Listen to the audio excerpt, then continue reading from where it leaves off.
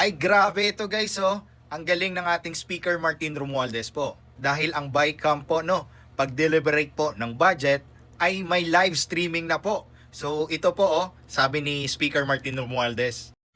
Here, Speaker Ferdinand Martin G. Romualdez expressed full support for the Open BICAM campaign, which advocates po for transparency guys by opening bicameral budget deliberations to the public. So he emphasized the importance of live streaming. So ayan na nga, this discussion to enhance accountability and public trust in the budget process. So grabe talaga ang ating Speaker Martin Romualdez.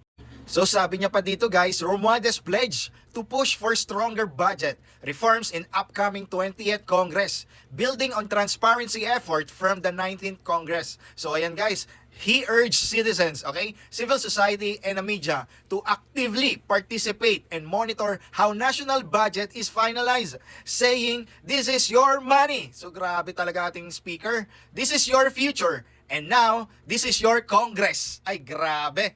Kaya masasaksihan na po natin guys, God willing, kung ano po yung bicameral at mga budget deliberation po nila via live streaming na po. So, abangan po natin yan. At syempre, ang leader ng Congress, si Speaker Martin Romualdez. So maganda to guys, makikita ng sambayan ng Pilipino, mga media, mga vloggers. So kung ano pong nangyayari sa bicameral, okay? So para sa budget sa next year. So dito guys, maging involved tayo at syempre kung ano man dyan no, wala na pong mangyayari kung ano man yan na kinu-question.